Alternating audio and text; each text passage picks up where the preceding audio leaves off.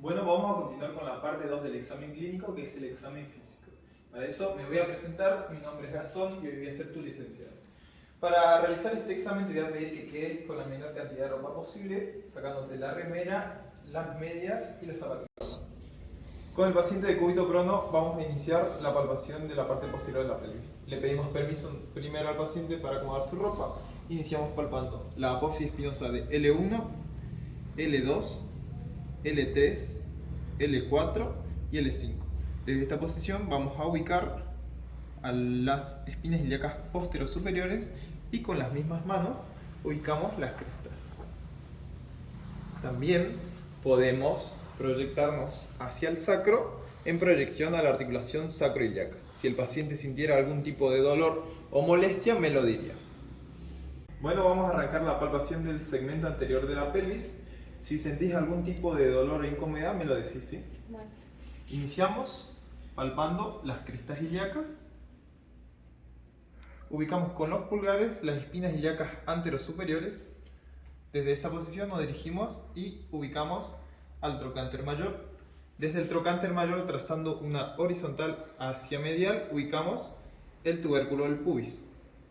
¿Alguna incomodidad? No. Por último, vamos a realizar una maniobra de compresión, la cual consiste en buscar algún punto doloroso o incomodidad al paciente realizando una tracción hacia medial. Para la palpación del isquion, el paciente va a estar en decúbito lateral para permitir un ascenso del glúteo mayor y así tener mayor acceso a la palpación de la tuberosidad isquiática. Primero le vamos a pedir permiso al paciente y vamos a localizar, buscando puntos dolorosos, el trocánter mayor. Desde esta dirección nos vamos a dirigir hacia la parte media del glúteo mayor y vamos a observar una saliente ósea que es la tuberosidad isquiática. También nuevamente vamos a buscar puntos dolorosos o molestias en el paciente. Ahora vamos a describir y a palpar dos reparos óseos que son las espinas ilíacas posterosuperiores.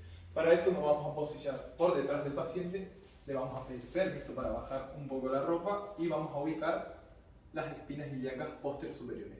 Desde esta posición le vamos a pedir al paciente que eleve una pierna. Nosotros vamos a observar el alineamiento entre ambas caderas. Baja por favor, del otro lado. Baja por favor. O bien, si es que existe alguna asimetría en el paciente. En este caso, conserva una alineación normal en ambos ejercicios. Bueno, en una vista anterior, antes de realizar la palpación, vamos a observar en el paciente si presenta algún cambio de tonalidad de piel, si presenta alguna quemadura, abultamiento de presión y por supuesto los reparos óseos. En este caso no tenemos nada que acotar. Para iniciar la palpación de la parte anterior de la pelvis, le vamos a pedir permiso al paciente y lo primero que vamos a ubicar son las espinas ilíacas anterosuperiores, buscando siempre puntos dolorosos. También podemos observar la horizontalidad de la misma, tomando como punto de referencia el ombligo. Luego de esto vamos a proceder a palpar las crestas ilíacas, también buscando puntos dolorosos. Si el paciente sintiera algún tipo de molestia o incomodidad, me lo diría. Y por último, vamos a palpar lo que sería, pidiéndole permiso al paciente, el trocánter mayor.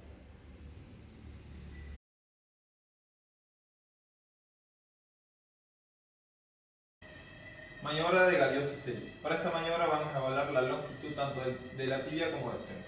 Vamos a ubicar a las articulaciones coxofemorales en una flexión, a las rodillas en flexión y una posición de alineamiento de los pies. Si el paciente desde esta posición presentara un adelantamiento de una rótula con respecto a la otra, puede deberse a que la longitud del fémur es mayor que el del miembro contralateral. Ahora bien, si el paciente presentara un descenso de las alturas de las rótulas, puede deberse a que la tibia del miembro contralateral es mayor que el del miembro que estamos evaluando. Maniobra de Thomas. Para realizar esta maniobra, lo que vamos a hacer es flexionar, fijar con una mano la cresta ilíaca y con la otra mano vamos a flexionar al máximo el miembro que no se va a evaluar. Desde esta posición le voy a pedir al paciente que sostenga esta pierna con las dos manos y con la otra mano lo que voy a hacer es ubicar la columna lumbar buscando una hiperlordosis lumbar o una rectificación. Después, con la otra mano voy a observar el miembro a evaluar que se ubica en extensión sin levantamiento alguno, ni siquiera rotación interna ni externa. Por lo tanto, el test de la maniobra de Thomas es negativo, ya que el músculo psoas no se encuentra cortado. Maniobra de Trendelenburg. Esta maniobra sirve para valorar la eficacia o debilidad del músculo glúteo medio, que en la marcha en apoyo unilateral garantiza, ¿no es cierto?, la estabilidad lateral de la pelvis. Si el signo da positivo, el paciente va a presentar una hemipelvis con una caída o descenso durante la marcha. Y si presenta de ambos lados, se denomina marcha de pato. Vamos a observar que el paciente nos va a demostrar un signo positivo en una sola cadera. Vamos. Se observa en este paciente cómo la hemipelvis del lado izquierdo cae y la del lado derecho, ¿no es cierto?, se eleva. Esto quiere decir que el signo positivo que tiene es en el lado derecho y es producido por una debilidad de la cadera derecha del músculo glúteo medio. Maniobra de Gaelin. Para esta maniobra vamos a evaluar la articulación sacroiliaca. Primero vamos a ubicar un miembro en una flexión máxima. Ahora bien, con la otra mano vamos a llevar el miembro contralateral en una abducción y en una hiperextensión. Si el paciente sintiera algún tipo de dolor, puede deberse a una patología referida a la sacroileitis. Maniobra de Patrick-Favere.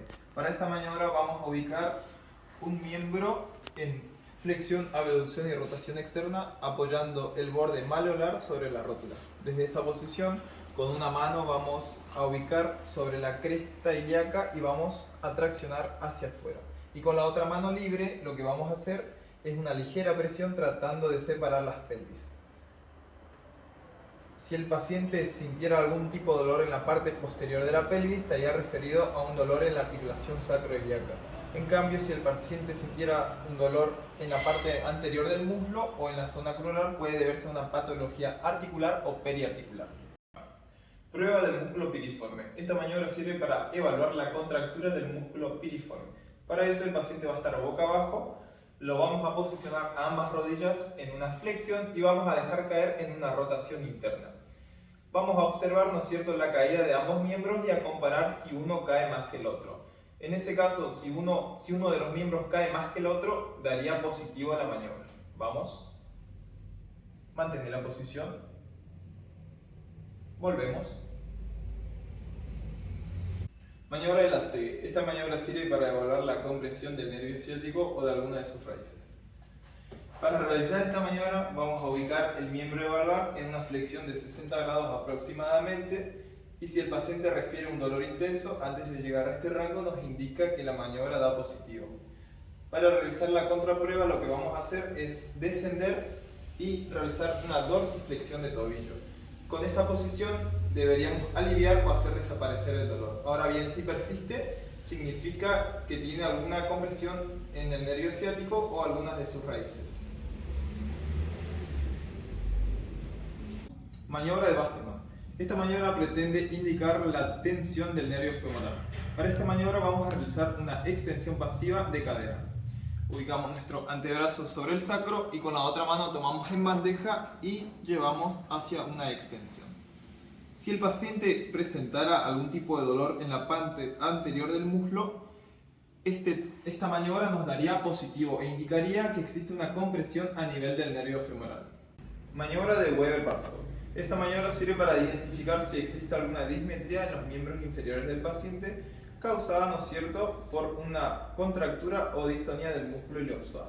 Para esta maniobra vamos a ubicar los pulgares en los maleolos mediales del paciente, vamos a llevar a una flexión de rodilla, vamos a alinear los pies y le vamos a pedir al paciente que eleve la pelvis, es decir, la cola.